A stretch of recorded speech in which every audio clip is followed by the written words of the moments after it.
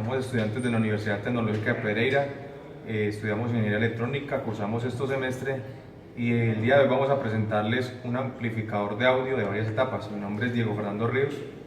David Grajales. Cristian Felipe Herrera. Bueno, el proyecto básicamente consiste en obtener una señal de audio para amplificarla a través de una bocina. Entonces, el circuito consta de dos etapas, que esta parte hacia acá es un amplificador de voltaje. Luego que se amplifica el voltaje, vamos a amplificar corriente. Y entonces vamos a hacer la demostración obteniendo a partir de un celular una señal de audio y vamos a ver el resultado. ¿Cómo se amplifica?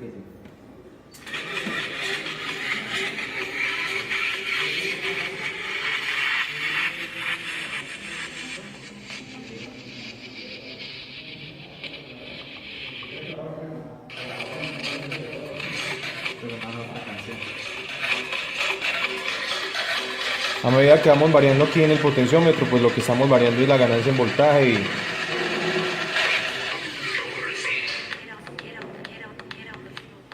eso es todo. Bueno, otro punto importante a tener en cuenta, considerar dentro del amplificador de audio, es que está compuesto de dos etapas, un amplificador de voltaje y un amplificador de corriente. El amplificador de voltaje se es requerido utilizar dos amplificadores operacionales TL084. ¿Cuál es la función de los amplificadores? Entonces, se tiene que este realiza la función de amplificar el voltaje. Tenemos un gain conocido de la señal de audio que medimos, que fue alrededor de 400 milivolts, y lo queremos llevar a más, alrededor de los 4 volts. Entonces, el amplificador lo que hace es amplificar esta señal a este voltaje. Y luego es necesario utilizar otra etapa del mismo, poner otro amplificador para invertir la señal, ya que tenemos esta señal de los 440 milivolts, y al ser amplificada pues esta se invierte, pero queremos que salga como la que entró, o sea que alrededor es necesario aplicar otra etapa de amplificador operacional para invertir. Esta etapa se encarga de eso. Bueno, el amplificador operacional, para realizar los cálculos de las resistencias, se sabe que Vout es igual a RF dividido RE por Vin. De aquí pues suponemos el valor de R y hallamos el valor de RF, que nos da alrededor de los 10K, lo que si utilizamos un potenciómetro de 5K y resistencias de 3300, y lo que hacemos es empezar a jugar con estas resistencias. Bueno, vamos a la etapa de amplificador de corriente. En la etapa de amplificador de corriente, una vez sale la señal de voltaje, pues utilizamos un condensador para eliminar el offset. Y en la etapa de amplificador de corriente necesitamos saber cuál es la corriente requerida para la carga, ya que conocemos la potencia. Hallamos la corriente máxima y necesitamos hallar los valores de la resistencia. Lo que hacemos es reemplazar en la fórmula, y pues donde sabemos que el BCC lo vamos a utilizar alrededor de los 10 volts, reemplazamos y lo que obtenemos es el valor de 6300 ohms. Y como sabemos que RU y R1 son iguales, entonces ya hemos dado por terminado la etapa de diseño de nuestro amplificador de audio. Bueno, otro punto a considerar dentro del amplificador de audio es hallar o conseguir el valor de la frecuencia más baja a partir de la cual se empieza a escuchar pues en nuestro amplificador.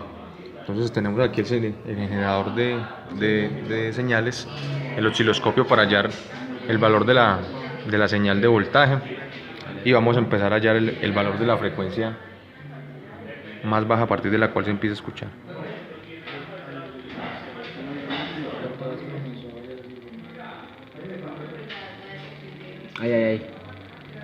Entonces aquí ya empezamos a oír una frecuencia pues en el amplificador, en la bocina, y la frecuencia es alrededor de los 26 Hz, 25, 26 Hz, y esta es pues la señal de voltaje, una señal muy parecida a la sinusoidal. Entonces esta es la frecuencia más baja a partir de la cual empezamos a oír en nuestro amplificador o bocina de audio. Les daré a conocer en este video los datos tomados en el laboratorio donde se conectó el amplificador de audio para generar frecuencias de 0 a 30 kHz en cada miembro del equipo, donde damos a conocer la frecuencia en el cual nuestro oído derecho e izquierdo deja de percibir el sonido. Por lo general, un oído sano y joven es sensible a las frecuencias comprendidas desde entre los 20 y los 20 kHz. En este caso, a nuestro compañero David Grajales en el lado derecho dejó de percibir el sonido en los 13,95 Hz y en el izquierdo en los 14 Hz, así como para nuestro compañero Diego Ríos en el derecho fue de 14,40 Hz y en el izquierdo de 13,35. En mi caso, Cristian Herrera, el derecho fue de 18,10 Hz y en el lado izquierdo de 16,70 Hz. Y así, estos fueron los datos tomados para las pruebas a seguir, a realizar, según la guía que nos brindó el profesor. Bueno, por último se tiene el cálculo de las ganancias de corriente experimental y la ganancia de voltaje experimental y el cálculo de respectivos errores. Durante la medición de la corriente en el laboratorio se obtuvo que la entrada era de 169 microamperes, la de salida era de 36,5 miliamperes, la ganancia nos dio de 215,97, la ganancia de voltaje experimental para el voltaje fue 400 milivolts a la entrada y a la salida de 4, lo que nos dio una ganancia de voltaje de 10. En cuanto a los simulados, nos dio que la ganancia de corriente dio alrededor de los 200 y la ganancia de voltaje dio alrededor de los 10,75. Calculando los respectivos errores, pues obtenemos errores del 7%, lo que nos permite verificar que fueron valores muy acertados y que las conexiones y los cálculos estuvieron muy bien realizados.